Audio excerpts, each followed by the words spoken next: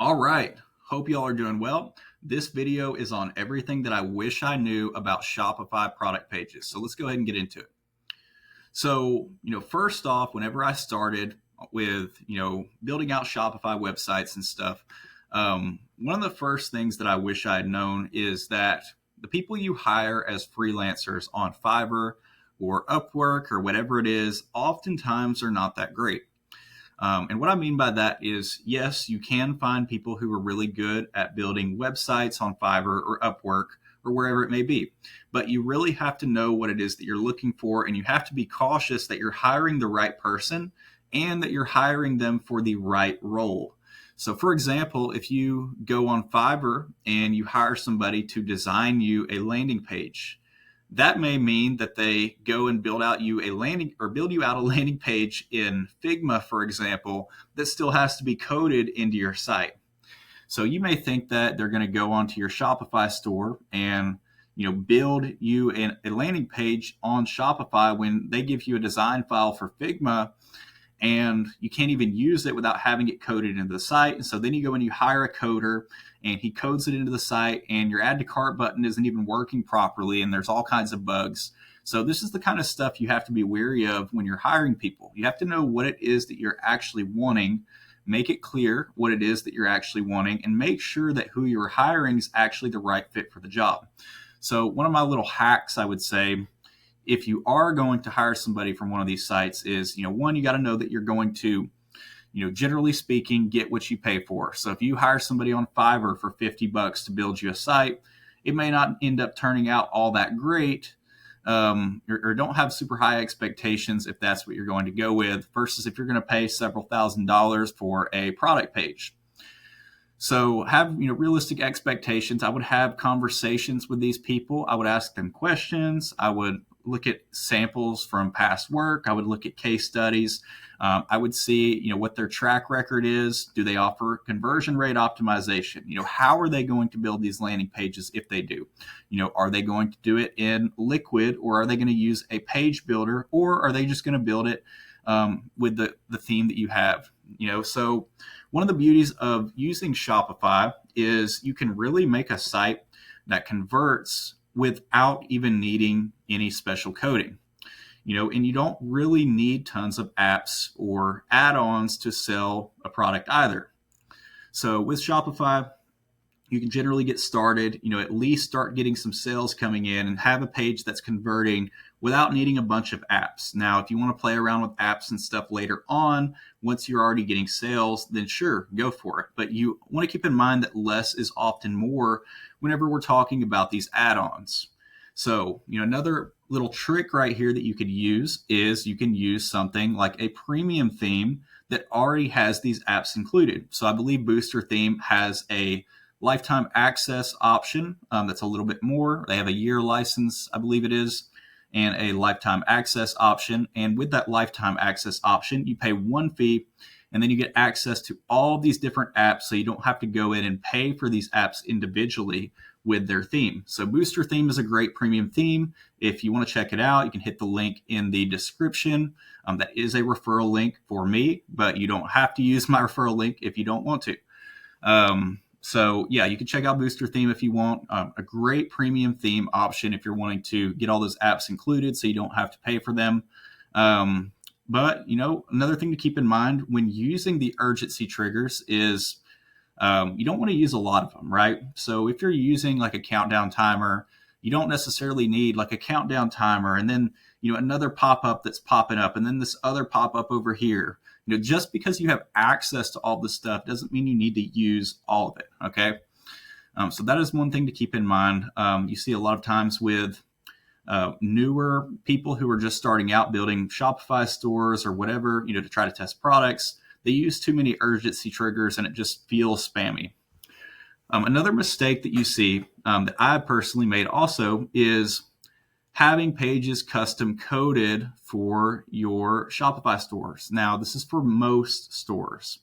Unless you have a very large budget, having custom coded pages where you're using Liquid code, you've had custom design pages and everything, it can look great. But the problem is if you're doing this where everything is custom coded in, and you can't really change stuff, you're not using like a third-party page builder.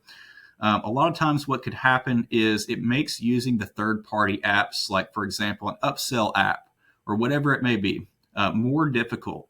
So if you're using liquid coding with your pages, it can be more difficult to actually use third-party apps, which can make things more challenging. So that is something to be mindful of. There's also possible bugs, possible glitches. It can be harder to fix issues without developer or coding knowledge, for example.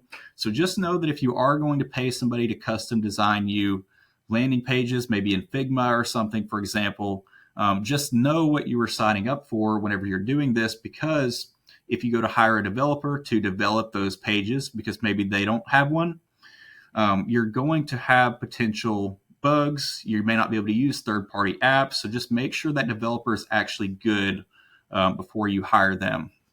So that would be something to be mindful of. And another pro tip here, honestly, I would probably just avoid liquid coding altogether unless you have a very large budget. So you can use something, for instance, like a landing page builder like Replo. If you want to hire a third party to build you, landing pages, product pages, whatever, they could do so in something like Replo, for example. And you can build some really nice looking landing pages in some of the software if they know what they're doing. And you'll typically have less issues with bugs and stuff if you're using something like that versus if it's coded in Liquid, for example. So another big pro tip here, you may have heard this before, but I would focus more on the mobile version in most cases than the desktop. So if you're seeing on your traffic that most people are viewing from mobile, make sure you are spending, if you're building out a new Shopify store, most of your time on the mobile version versus the desktop version.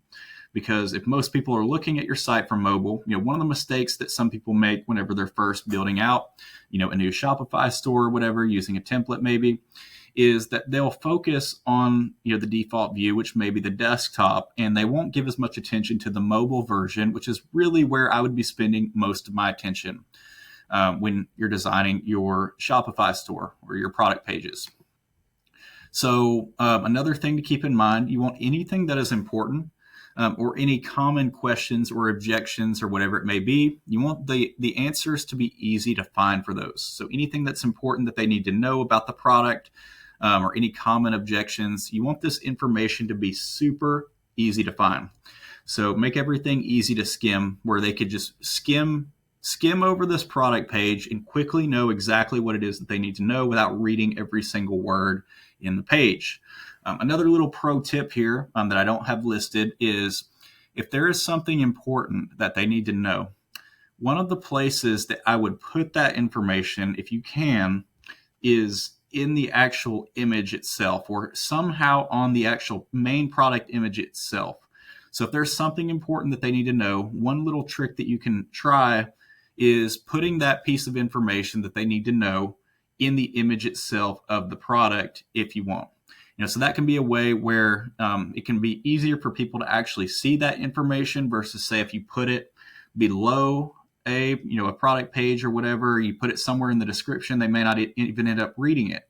But if you put it in the image, a lot of times they will be more likely to actually pay attention to that and see that, because people's eyes tend to gravitate towards the images. And especially if you put it in, like, say, the top left corner or the top right corner of that image and make it clear to see, typically they'd be more likely to see it. So, making it easy for the customer to see what it is you want them to do is another important thing as well. So, if you're wanting them to click the add to cart button, for example, you want that to stand out. The buy button, for example, you want that to contrast, to be easy to find and clearly stand out. So one of the tricks I like to use is, instead of having like a grayed out or hollowed out add to cart button, having it contrast with the rest of the page makes it stand out a little bit more, makes it pop. And you typically want that to be easy to see. So another thing that is pretty important, you want to invest in making the images and visuals look good as well. So your images can really make or break your site, because a lot of people are very visual people. So they're going to be more focused on looking at images or infographics. So you really want to make those look good. You want to make those stand out. Another trick here is, with some products, it can be really good to get digitally rendered images or maybe even some kind of animations, for example. So if you had like a pre-workout brand and you have a certain flavor, of pre-workout, like maybe a rocket pop flavor or whatever it may be, you could get like an animation that shows that flavor in a creative way, a 3D style animation style image that shows that in a creative way and really makes it pop versus just using a regular image. That would just be one example. But you want your images to look good because the images can really make or break your site. So lastly, I would say that the ideal process for improving your website would be first, whenever you're first starting out, to start with just a basic Shopify site. So you can have a basic site. One of the free themes would be perfectly fine to start with. If you want to invest a few $100, you could use something like Booster Theme, for example. The link's in the description if you want to check it out. If not, there's plenty of other ones out there. But Booster Theme is one that I like personally. But you can start out with just a basic Shopify site if you want. And then you could just buy the add-ons later on if you wanted. But a basic free Shopify site should be perfectly fine to start with.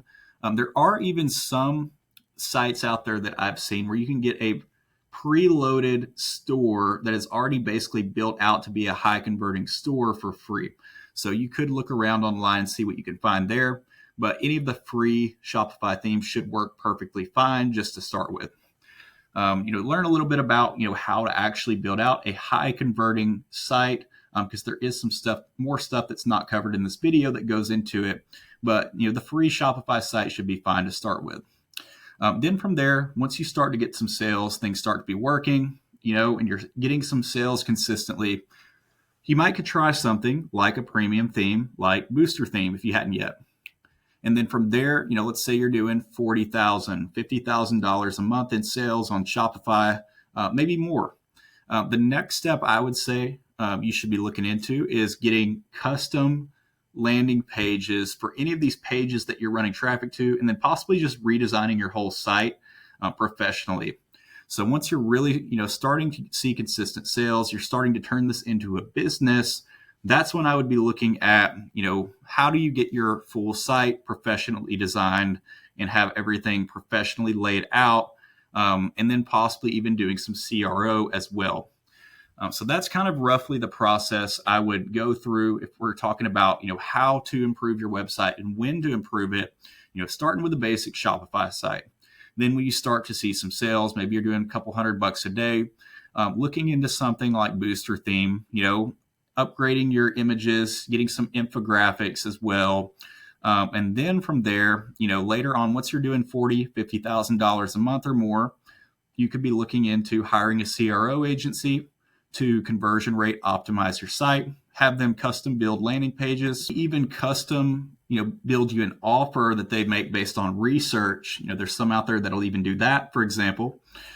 And from there, that's when you would, really start to test some more of this stuff, to start to split test some of these landing pages, for example. And, it may be expensive to actually hire somebody who's good when it comes to CRO, but if you're already doing, $50,000 plus per month, it would definitely be worth looking into, I think, at that point, assuming you are profitable. So those are a few things that I would consider doing if you're trying to improve your Shopify landing pages, and a few things that I wish I knew before I started, working on Shopify sites. So if you have any questions, feel free to leave them in the comments. But anyways, that is going to be it for this video.